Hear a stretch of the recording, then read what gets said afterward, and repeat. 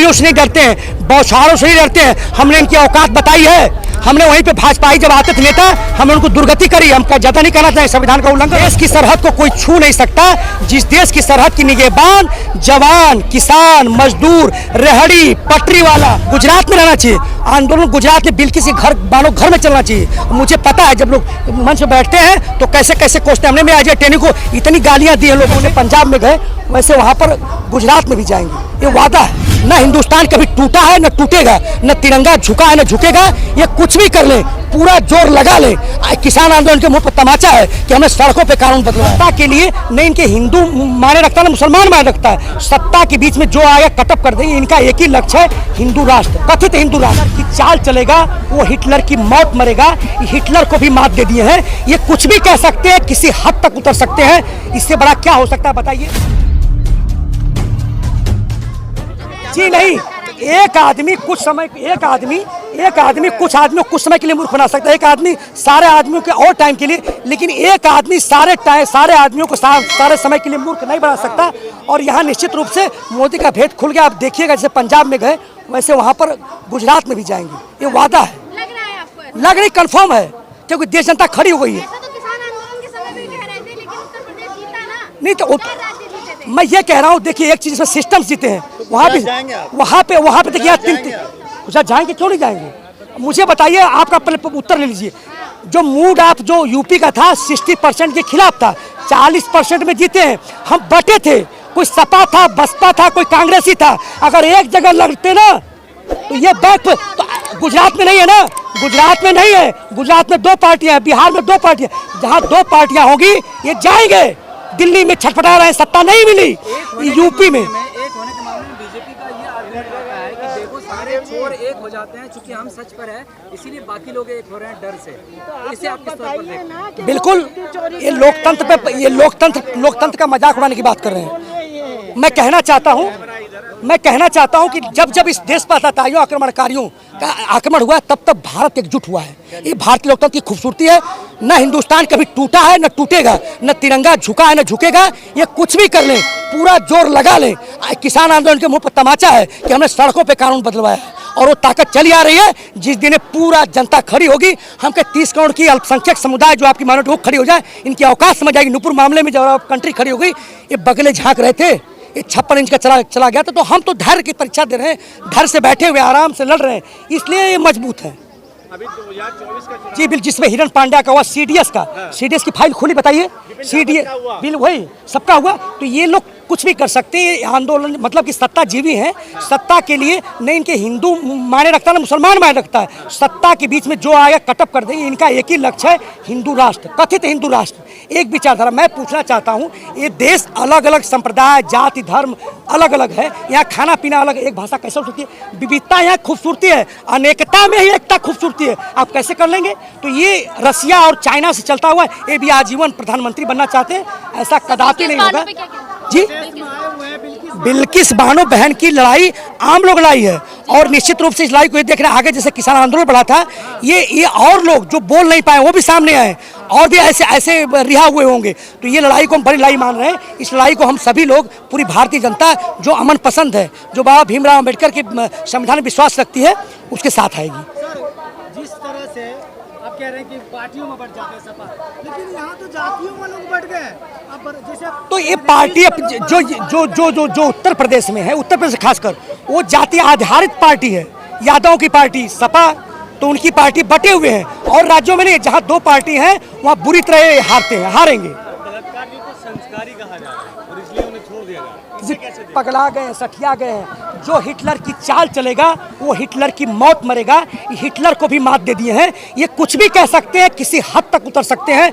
इससे बड़ा क्या हो सकता है बताइए। उसको आप कंडेम नहीं कर रहे हैं। आप कहते हैं कि भारतीय संविधान की मैं रक्षा करता हूँ, मैं संस्कारिक पार्टी हूँ, राम राज के चरणों, उनके बताए रास्तों पर चलता हूँ। आप पता है, ये राम राज की बात करते हैं। इन्होंने कोरोना काल में मेडिकल की दुकानें बंद करके शराब की दुकानें खोली। क्या यही रामराज है? आपने राष्ट्रवाद की बात करते हैं, पुलवामा में लोगों के जवानों की चिथड़े उड़वा दिए और आप जो है कि अभी तक जांच नहीं हुई, आप सत्ता से कि यही राष्ट्रवाद है? संस्कारियों को ब्राह्मण कहा जा रहा है और कहा जा रहा है कि ब्राह्मण संस्कारी होते हैं, वो ऐसा नहीं कर सकते, क्या कहना है? जी बिल्कुल, एक तरह से ब्राह्मण को बदनाम करने का प्रयास किया जा रहा है। देखिए, न ब्राह्मण के न मुसलमान, ये ब्राह्मण ऐसे नहीं होते। मैं भी ब्राह्मण हूँ जी, मैं भी, और भी लोग ब्राह्मण आपके साथ यहाँ होंगे, हर जातियों को होंगे। ये ब्राह्मण को भी बदनाम कर रहे हैं, सोच वोट बैंक। लेकिन मैं खिन्न हूँ तो आज कितने लोग जो है बिल्किस को, ब्राह्मण लोग जो है सपोर्ट कर रहे हैं? जी निश्चित रूप से यहाँ हमारे संज्ञान में अतुल खड़ा हुआ है। हम लोग 10-15 आदमी जो ब्राह्मण हैं, जो खड़े हुए हैं भारतीय किसान तरफ से।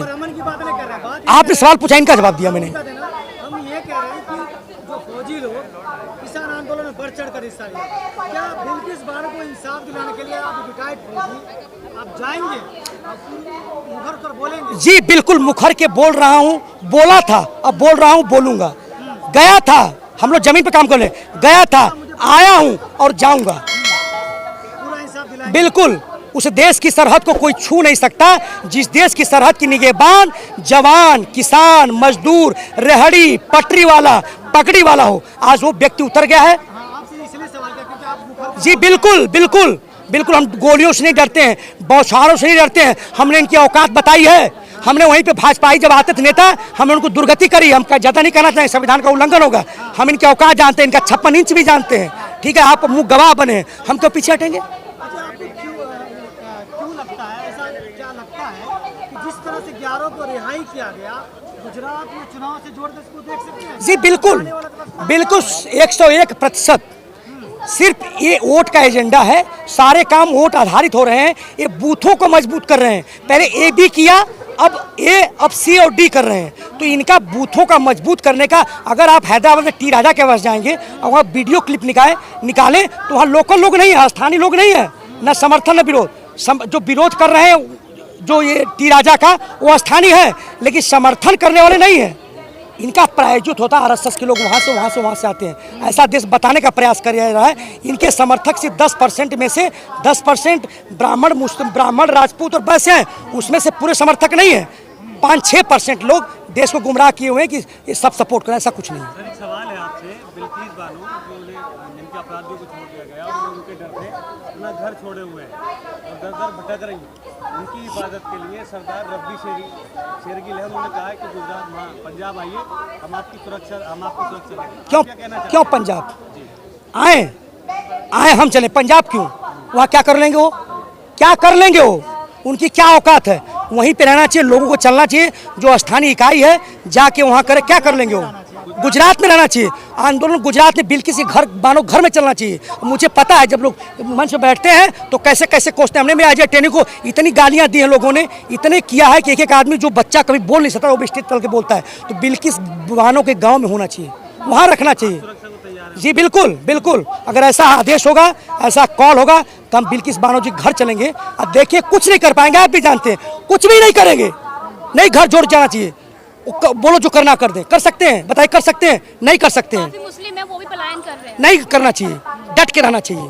क्या बाकी और लोग जो जेल में है जैसे निकल गए, तो जो रेप सर्वाइवर अभी हैं, तो डर नहीं लगेगा कि इस तरह के लोग फिर बाहर आ रहे हैं और भी लोग को छोड़ देंगे इस तरह अच्छे व्यवहार पर, तो ये देश कैसे चलेगा? आशाराम भी आशा लगा बैठे होंगे। मैंने एक सवाल शुरू में किया था, उससे ज़्यादा दिन के, 15 साल से ज़्यादा दिन के कैदी पड़े हुए हैं, कम संगीन धाराओं के हैं, तो पहले किसको रिहा होना चाहिए?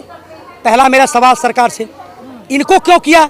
कहीं ना कहीं हाँ, तो वही सवाल है। तो ये छुपे भेड़िए हैं, ये अच्छा बनने का प्रयास कर रहे थे और अच्छा, उसमें इनका एक फंडा था कि हम इतने में निकालेंगे और सारे तुम अच्छे बनो। रिपोर्ट वही बनाता, रिपोर्ट कौन बनाता है बताइए मुझे?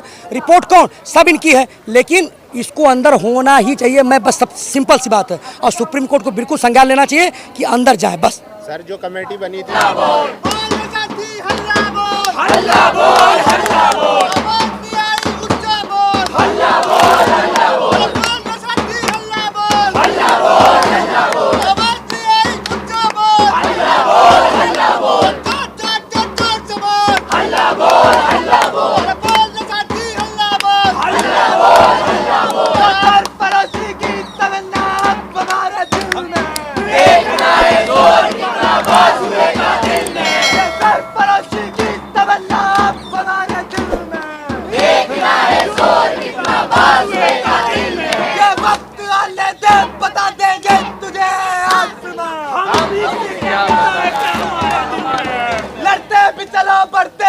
बोलो